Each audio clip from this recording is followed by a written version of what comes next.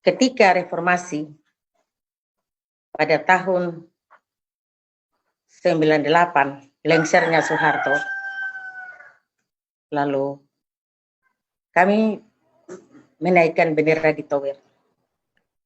Jadi ibarat pipa yang tersumbat dengan kotoran, begitu dibuka, keluarlah semua.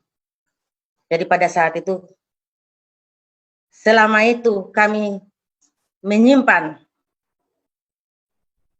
keganasan, kekejian yang dilakukan oleh militer Republik terhadap kami orang Papua, terutama orang tua kami. Lalu kami mengekspresikan lewat menaikkan bendera. Pada saat itu, pemerintah atau negara tidak melihat itu, bahwa itu adalah protes kami.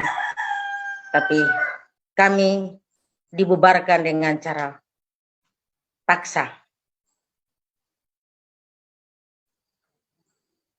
Kami diserang dengan tembakan meriam dari kapal perang, juga helikopter,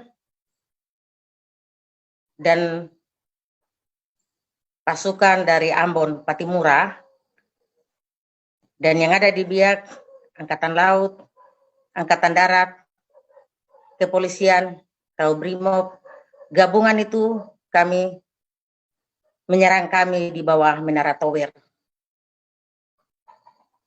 Dan banyak sekali teman-teman dan kami semua, ada yang ditembak langsung mati di tempat, dan kami yang lain diikat dengan kain hitam lalu dibuang ke atas trek, lalu dibawa ke, ada yang dibawa ke polisi, ada yang dibawa ke pos-pos militer yang ada di situ. Dan saya dengan teman-teman kami dibawa ke pos militer Angkatan Darat. Pada saat itu kami menyaksikan sendiri bagaimana penyiksaan.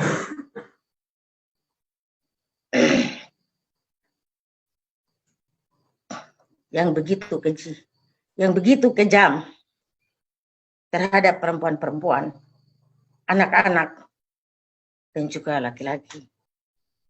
Banyak sekali perempuan-perempuan hamil yang perutnya disobek, bayinya keluar.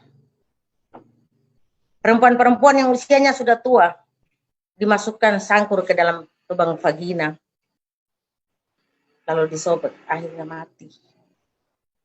Laki-laki, perempuan, tangannya dipotong. Tidak dipotong satu kali, nanti potong tangan sebelah biar dia putar-putar, terus tangan sebelah, kaki sebelah lagi. Kalau tidak cepat mati, baru ditikam mati atau ditembak mati. Dan kami diborgol. Ketika itu kami berteriak minta tolong, kami disiksa. Dia hanya begitu keji. Kami minta tolong, Tuhan Yesus tolong. Tuhan Yesus tolong. Lalu mereka bilang, silakan panggil Tuhan Yesus yang berapa hari kamu sembah, biar membantu kamu. Saya sendiri dipukul dengan popor senjata dari belakang. Tangan saya dihiris dengan sangku. Kami dibakar dengan korek api. Lalu manusia-manusia yang, orang-orang yang sudah dibunuh, bayi, perempuan hamil, mobil masuk keluar untuk mengangkat mayat-mayat itu keluar, entah dibawa kemana. Begitu dari pagi sampai sore, sampai jam 8.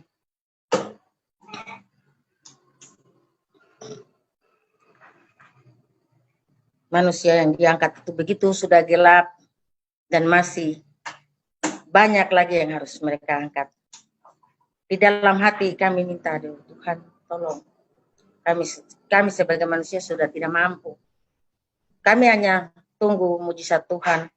Tapi kami tahu bahwa tidak lama lagi kami juga akan dibunuh. Begitu ada anggota yang masuk kami tidak kenal, karena pada saat itu mereka pakai topi seperti daun-daun begitu di kepala, mukanya itu pakai masker, tapi sudah dikasih hitam muka-muka, sehingga kami tidak kenal itu siapa. Tapi dia sempat kasih patah borgol dan suruh kami lari. Dalam kondisi tidak berpakaian. Kami ada 8 orang. Laki-laki 4, perempuan 4. Waktu kami keluar, dia bilang, hari ini Tuhan Yesus ada untuk kamu. Kamu pergi supaya menyaksikan umat atau ciptaan Tuhan yang disiksa, dianiaya seperti binatang. Lalu kami keluar dan berusaha untuk kami bisa menyelamatkan diri. Dan kejahatan begitu kejam militer Republik Indonesia. Kami berpikir bahwa kami ini bukan manusia, kami mungkin binatang. Sempat waktu saya disiksa, saya bilang semua manusia itu lahir dari perempuan. Perempuan itu melahirkan kehidupan. Kami mama-mama atau perempuan Papua melahirkan manusia Papua. Tetapi kami sama dengan perempuan yang lain yang melahirkan kamu juga. Kenapa kami diperlakukan seperti ini? Lalu saya ditendang. Tangan saya diiris dengan sangkur. Begitu kejam penyiksaan pada saat itu. Apakah kami orang Papua diperlakukan seperti ini terus menerus? Kami sebagai perempuan sudah tidak mampu lagi melahirkan. Ketika kami keluar, saya harus bersembunyi di hutan berapa bulan. Pada saat saya keluar, saya ditangkap untuk dipenjarakan.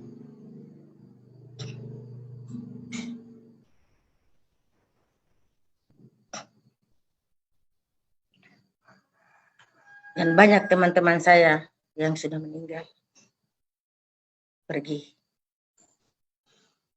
mendahului kami. Kematian adalah satu jalan untuk manusia. Tetapi cara kita pergi menghadap Tuhan, mungkin kami orang Papua, inikah caranya? Kami pergi menghadap Tuhan dengan cara seperti ini. Atau kami, napas hidup kami ini harus dicabut oleh militer Republik Indonesia.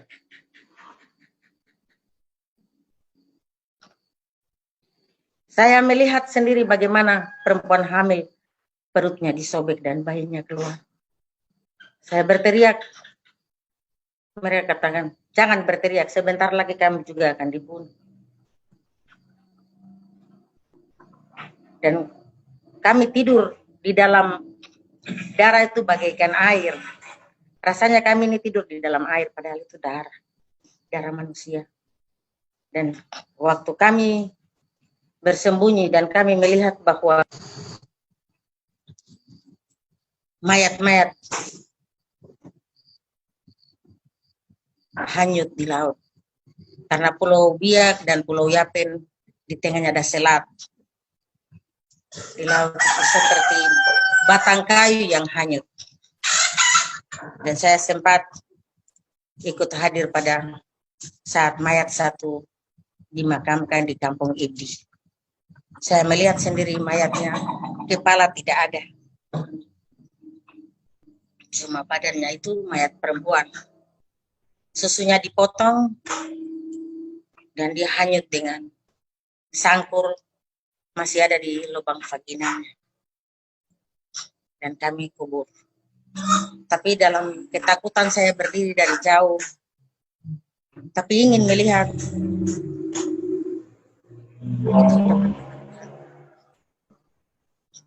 Dan di Pulau Biak, juga Pulau Yapen, Kepulauan Padar dan semua di pulau-pulau yang berdekatan, mayat banyak yang terdampar. Tetapi tidak berhenti. Peristiwa biak berdarah dan seterusnya kami lihat bahwa kekerasan terjadi terus di tanah.